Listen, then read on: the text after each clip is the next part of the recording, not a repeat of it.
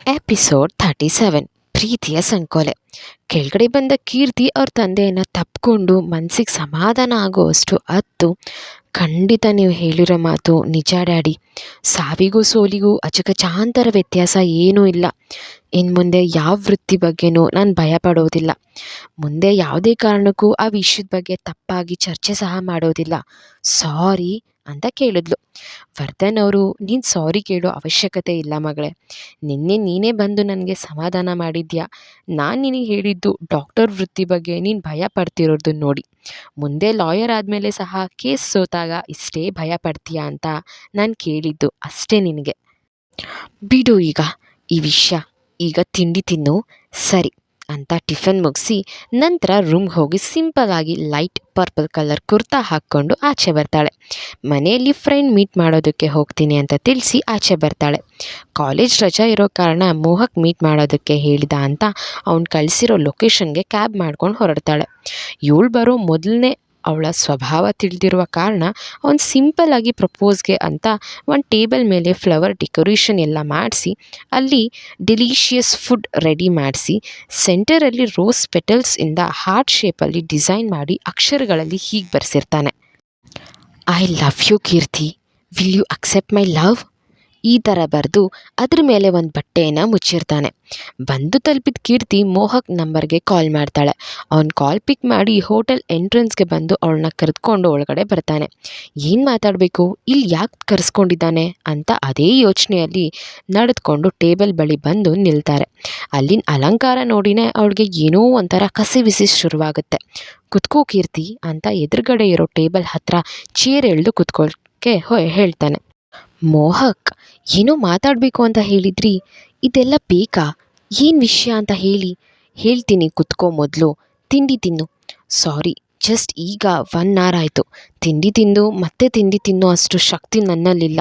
ಅದೇನು ವಿಷಯ ಅಂತ ಹೇಳಿದ್ರೆ ಸಾಕು ಅಂತ ಹೇಳ್ತಾಳೆ.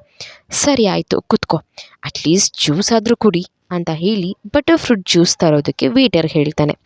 ಮಾತು ಹೇಗೆ ಶುರು ಮಾಡಬೇಕು ಅಂತಾನೆ ಅವನಿಗೆ ತಿಳಿತಾನೇ ಇರಲ್ಲ. ಅಷ್ಟರಲ್ಲಿ ಜ್ಯೂಸ್ ಬರುತ್ತೆ. ಜ್ಯೂಸ್ ಕುಡಿದು ಮುಗಿಸಿ ಮತ್ತೆ ಅವಳೇ ಅವನನ್ನು ನೋಡ್ತಾ ಏನಂತ ಹೇಳಿ ಅಂತ ಕೇಳ್ತಾಳೆ. ಆಗ ಅವನು ಆ ಟೇಬಲ್ ಮೇಲೆ ಮುಚ್ಚಿದ ಬಟ್ಟೆಯನ್ನು ತೆಗೆದು ಕೀರ್ತಿ ಅಂತ ಅಲ್ಲಿ ಕೈ ಮಾಡಿ ತೋರಿಸ್ತಾನೆ. ನಂತರ ಅವನ ಪಾಕೆಟಲ್ಲಿದ್ದ ಒಂದು ಪ್ಲಾಟಿನಮ್ ರಿಂಗ್ ತೆಗೆದು ಅವಳ ಮುಂದೆ ಮಂಡಿಯೂರಿ ಕುಳಿತುಕೊಳ್ತಾನೆ. I love you Keerthi, I love you so much. ಕೀರ್ತಿಗೆ ಇದನ್ನೆಲ್ಲ ನೋಡಿ ಶಾಕ್, ಜೊತೆ ಅವನ ಮೇಲೆ ಸಿಕ್ಕಾಪಟ್ಟೆ ಕೋಪ ಸಹ ಬರುತ್ತೆ. ಯಾವತ್ತೂ ಅವನನ್ನು ಆ ಥರ ದೃಷ್ಟಿಯಲ್ಲಿ ನೋಡೇ ಇಲ್ಲ. ಒಳ್ಳೆ ಸ್ನೇಹಿತನಾಗೇ ನೋಡಿದ್ದಾಳೆ. ರಾಶಿ ಅಕ್ಕ ಇವರನ್ನು 3 ವರ್ಷದಿಂದ ಪ್ರೀತಿ ಮಾಡ್ತಿದ್ದಾರೆ. ಈ ವಿಷಯ ಗೊತ್ತಾದೆ ಅದೆಷ್ಟು ನೊಂದ್ಕೊಳ್ತಾಳೆ ಅಂದ್ಕೊಂಡು ಬೇಕು ಅಂತಲೇ ಆಗಿದ್ದಾಗಲಿ ಏನಾದರೂ ನನ್ನ ಬಗ್ಗೆ ಅಂದ್ಕೊಳ್ಳಿ ಅಂತ ಮನಸ್ಸಲ್ಲೇ ಯೋಚನೆ ಮಾಡಿ ಕೋಪ ಇದ್ದರೂ ಸಹ ತೋರಿಸ್ಕೊಳ್ದೆ ಸಮಾಧಾನವಾಗಿ, ಮೋಹಕಣ್ಣ ಏನು ಮಾಡ್ತಾ ಇದ್ದೀರಾ? ಯಾಕೆ ನನಗೆ ಈ ಥರ ಎಲ್ಲ ಪ್ರಪೋಸ್ ಮಾಡ್ತಿದ್ದೀರಾ? ನಾನು ನಿಮಗೆ ತಂಗಿ ಸಮಾನ. ನಾನು ಯಾವತ್ತೂ ನಿಮ್ಮನ್ನು ಆ ದೃಷ್ಟಿಯಲ್ಲಿ ನೋಡೇ ಇಲ್ಲ. ಅವಳು ಅಣ್ಣ ಅಂತ ಹೇಳಿದ ಮಾತಿಗೆ ಕುಳಿತುಬಿಟ್ಟು Mohak, shut up Keerthi, don't talk with nonsense. ನಾನು ಇಷ್ಟು ಪ್ರೀತಿಯಿಂದ ನಿನಗೆ ಪ್ರಪೋಸ್ ಮಾಡ್ತಿದ್ರೆ ಅಣ್ಣ ಅಂತೆ, ಆರ್ ಯು ಮ್ಯಾಡ್ ಅಂತ ಕೋಪದಿಂದ ಮಾತಾಡ್ದ. ಮತ್ತೇನು ಹೇಳಬೇಕು ಅಣ್ಣ, ನಾನು ಯಾವತ್ತೂ ನಿಮ್ಮನ್ನು ಆ ದೃಷ್ಟಿಯಲ್ಲಿ ನೋಡೇ ಇಲ್ಲ ಅಣ್ಣ. ಪದೇ ಪದೇ ಅಣ್ಣ ಅಣ್ಣ ಪದ ಕೇಳೋದಕ್ಕೆ ಆಗದೆ ಜೋರಾಗಿ ಕೈ ಬೆರಳನ್ನ ತೋರಿಸ್ತಾ, ಬಾಯಿ ಮುಚ್ಚು. ಏನು ಸುಮ್ಮನೆ ಇದ್ದೀನಿ ಅಂತ ಅಣ್ಣ ಅಣ್ಣ ಅಂತ ಕರೆಯೋದು ನೀನು? ನಾನು ಯಾರು ಏನು ಅಂತ ಗೊತ್ತಾ ನಿನಗೆ? 1 ವರ್ಷದಿಂದ ನಿನ್ನ ಎಷ್ಟು ಲವ್ ಮಾಡ್ತಿದ್ದೀನಿ. ನಿನಗೋಸ್ಕರ ಇಡೀ ಕಾಲೇಜ್ನಲ್ಲಿ ಯಾರು ನಿನ್ನ ರೇಗಿಸ್ತಿರೋ ಹಾಗೆ ನೋಡ್ಕೊಂಡಿದ್ದೀನಿ. ಅವತ್ತು ನಿನ್ನ ತಂಡಕ್ಕೆ ಬಂದಿರೋ ಹುಡುಗರನ್ನ ಯಾರನ್ನೂ ಸಹ ನಾನು ಬಿಟ್ಟಿಲ್ಲ.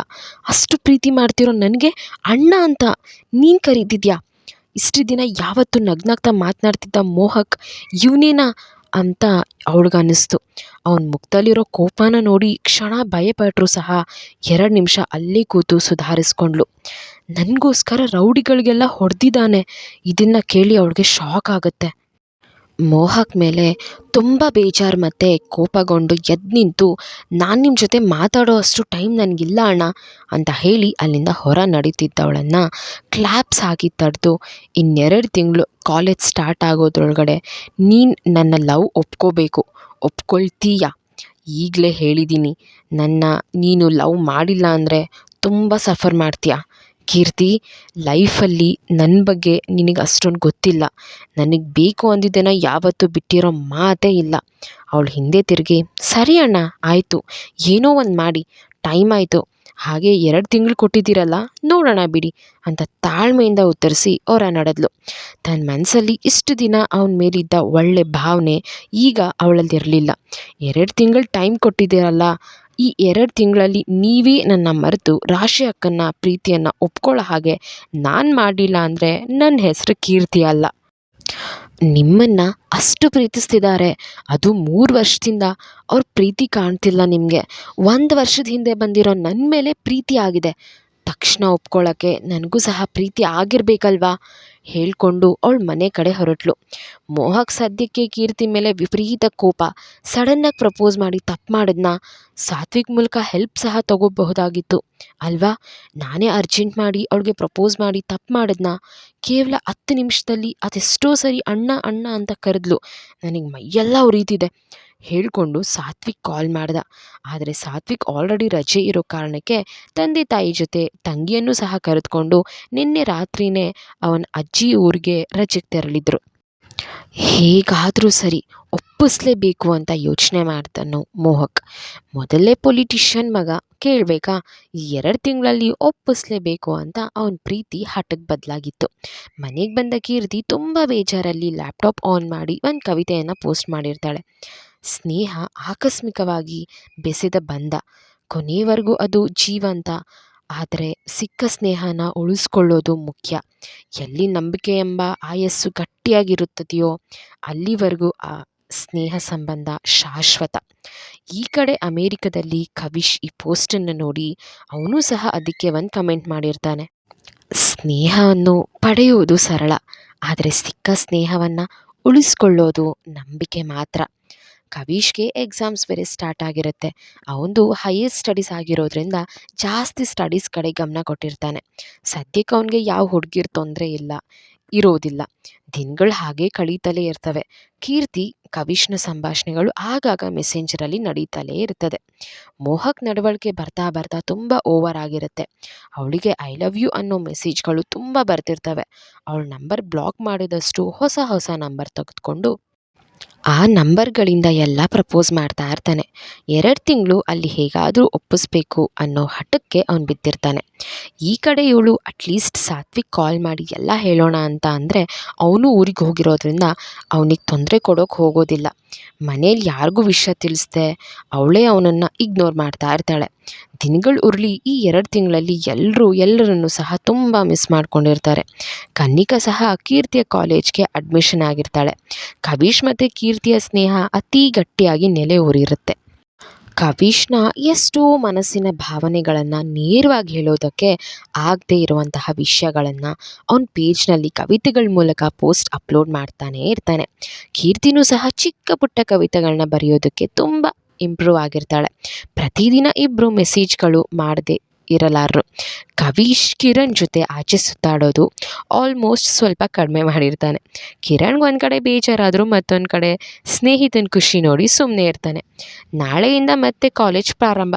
ಕಾಲೇಜ್ಗೆ ಅಂತ ಅಕ್ಕ ತಂಗಿ ಇಬ್ಬರು ಡ್ರೆಸ್ಸಸ್ ಎಲ್ಲ ರೆಡಿ ಮಾಡಿಕೊಂಡು ಸ್ವಲ್ಪ ಹೊತ್ತು ಮಾತಾಡಿ ಕನ್ನಿಕಾ ಅವಳ ರೂಮ್ಗೆ ಹೋದರೆ ಕೀರ್ತಿ ಲ್ಯಾಪ್ಟಾಪ್ ಆನ್ ಮಾಡ್ತಾಳೆ. ಅವನ ಪೇಜಲ್ಲಿ ಈ ಕವಿತೆಯ ಪೋಸ್ಟ್ ಅಪ್ಲೋಡ್ ಆಗಿರುತ್ತೆ. ನೀ ಬರೆದ ಕವಿತೆಯಲ್ಲಿ ಮರೆತು ಹೋದ ಪದವೊಂದು ನಾನು. ನೀ ಬರೆದ ಕವಿತೆಯಲ್ಲಿ ಮರೆತು ಹೋದ ಪದವೊಂದು ನಾನು. ಆದರೆ ನಾ ಬರೆದ ಕವಿತೆಯಲ್ಲಿ ಮರೆತರೂ ಮರೆಯಲಾಗದ ಸಾಲುಗಳು ನೀನು. ಅವಳ ಕಮೆಂಟ್ ಹೀಗಿರುತ್ತೆ.